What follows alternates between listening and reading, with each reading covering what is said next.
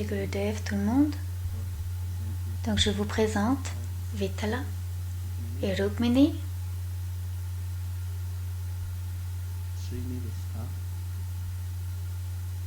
Srinilista, qui veut dire celui qui soutient la vie. Bhagavan et Rukmini Devi,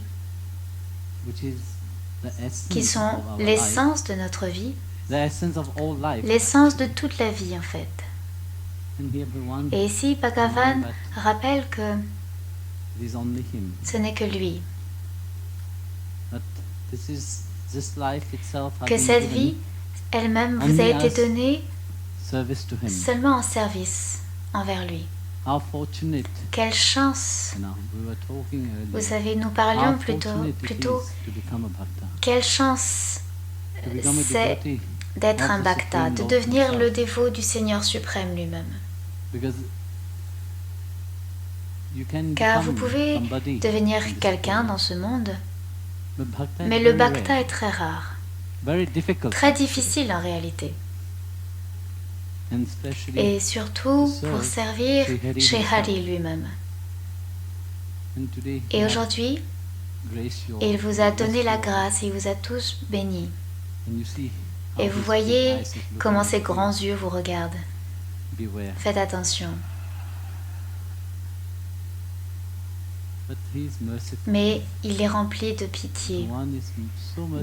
Bhagavan a tellement de miséricorde. On le voit dans la vie, comment il interagit avec ces gens.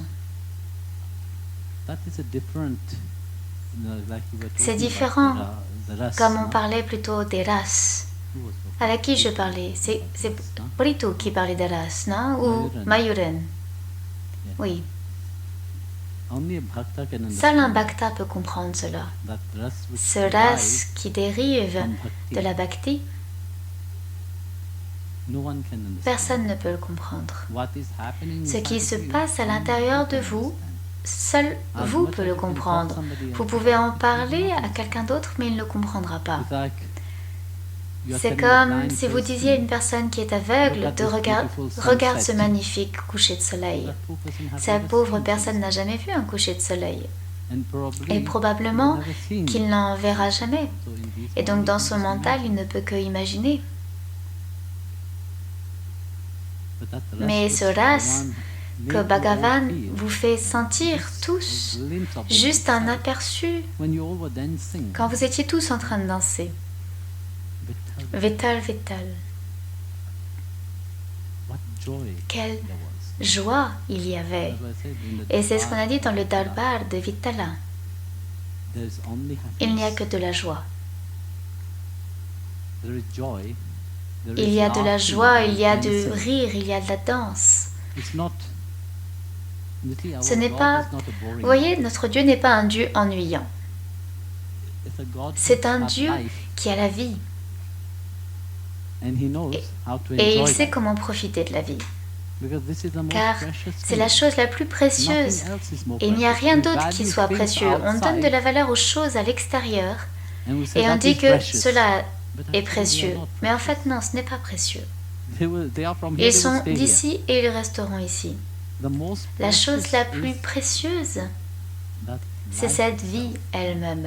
Et Bhagavan a dit, cette vie que je vous ai donnée, apprenez d'abord à connaître cette vie, apprenez à savoir qui je suis et comment vous pouvez venir à moi. 3 choses. Se connaître soi-même, connaître qui est Bhagavan et comment vous pouvez atteindre sa grâce. On ne peut pas, on peut juste faire notre propre sadhana, on peut juste faire notre propre devoir dans la vie. Mais le reste, c'est notre devoir d'appeler sa grâce. Et vous voyez pourquoi il est venu à Pundalik. Vous avez vu comment il est venu à Savatamali.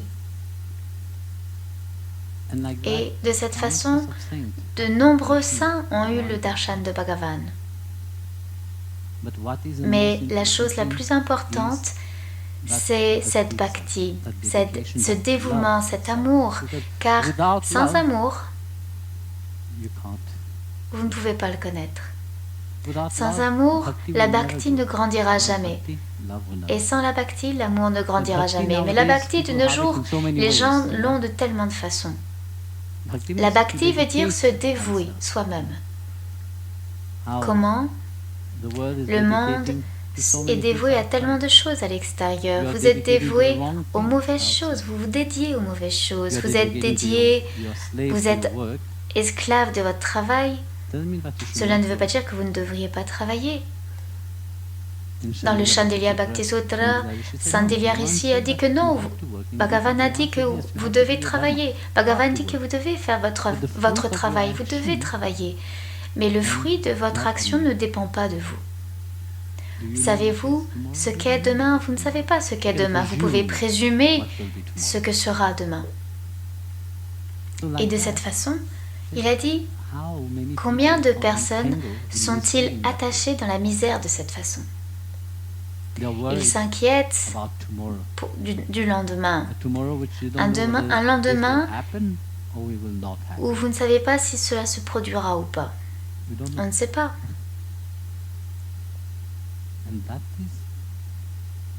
Et en vivant maintenant, en profitant de sa présence, c'est le mieux.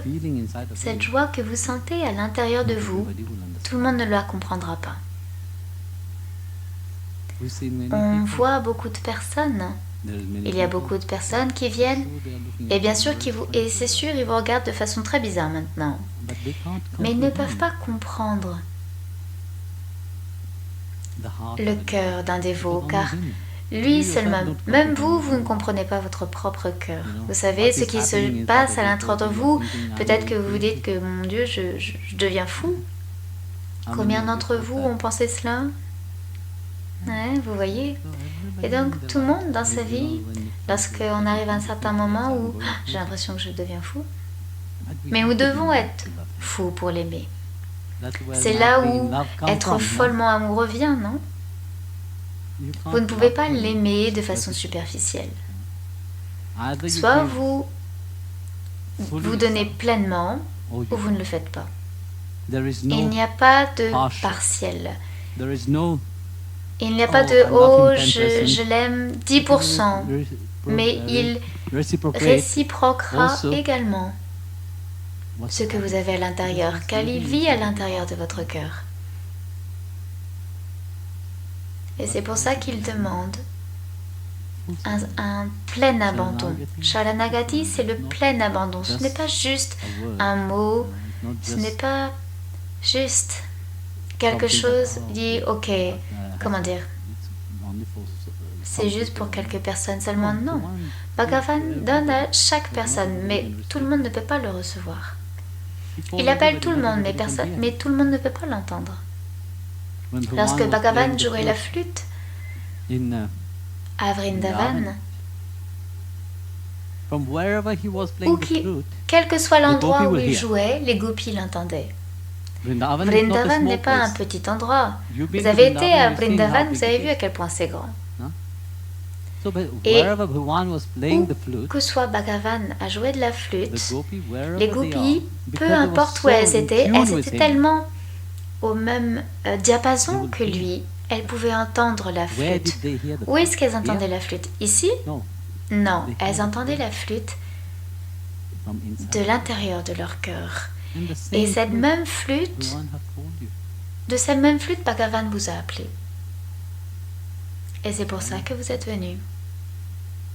Pour certains, il a mis la graine peut-être maintenant, et vous devez faire un peu de travail pour vous purifier, pour vous nettoyer, pour que cette graine de bhakti puisse germiner et grandir. Peut-être que ce n'est pas maintenant, peut-être que c'est dans 10 ans, peut-être que c'est à la fin de votre vie, si vous vous souvenez de lui. Alors vous serez sauf. Peut-être qu'une pensée va passer sur votre lit de mort. Ah oui, je suis allé dans cet endroit fou et ils étaient tous à chanter Vittal, Vittal, Vittal.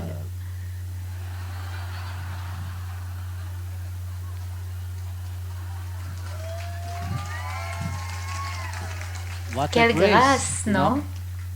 Car il est dit que vous devez avoir beaucoup de punya pour vous souvenir de Bhagavan. Vous ne pouvez pas le souvenir de lui juste ainsi. Si vous ne vous êtes pas entraîné à vous rappeler de lui, ne pensez pas qu'à la fin de votre vie, vous vous souviendrez de lui. Mais pour lui, qu'il vous ait appelé ici, cela signifie que ce n'est pas un hasard. Il veut vous verser sa grâce sur lui et sur vous. Et il veut continuellement vous rappeler que cet amour, que l'amour c'est le plus grand. Sans cet amour, vous ne seriez pas ici. Et parce qu'il a vu quelque chose que vous ne voyez pas à l'intérieur de vous, vous avez répondu à cela. Vous auriez pu facilement être ailleurs. Mais vous ne l'êtes pas. Vous êtes ici. Combien d'entre vous pensaient « Oh, ce week-end, on va passer un beau week-end, quelque part, des vacances ». Au moins une personne.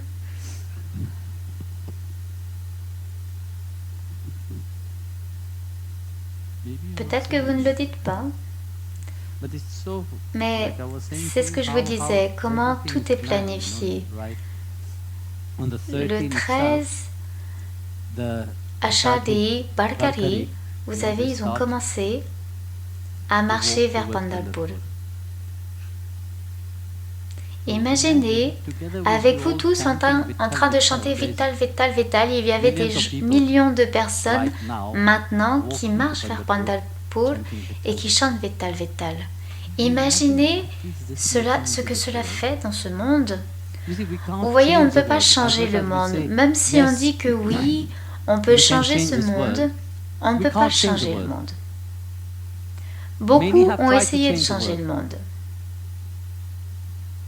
Mais personne n'a réussi à changer le monde. Même dans ce pays, il y a environ 50 ou 60 ans de cela, il y avait des hommes qui ont voulu changer le monde.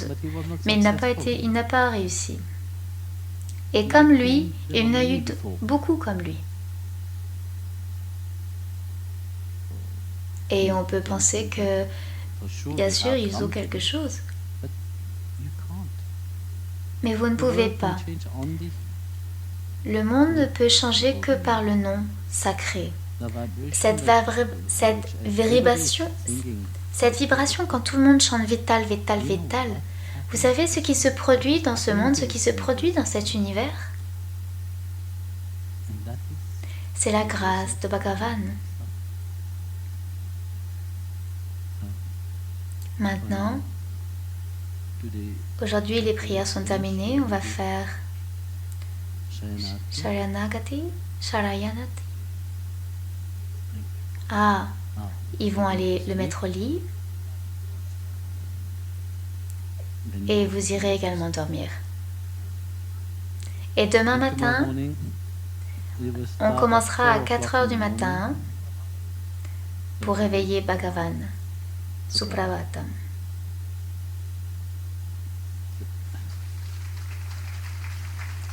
Ils sont contents et ils viendront demain matin.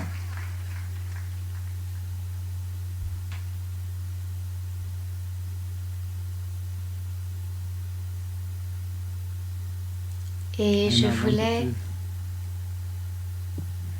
vous dire merci beaucoup à Swami Direshanandaji pour avoir accepté cette invitation.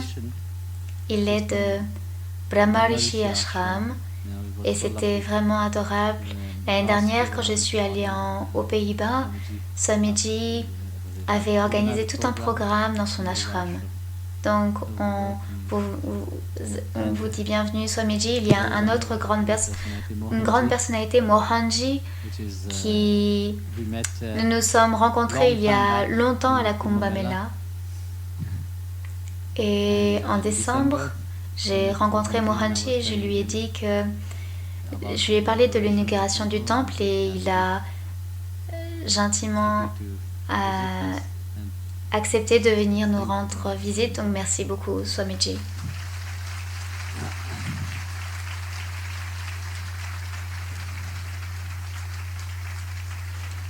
Je sais que leur programme est très occupé, mais malgré cela, ils sont venus. Je sais que Swamiji va aux États-Unis bientôt et Mohanji est toujours occupé à voyager également.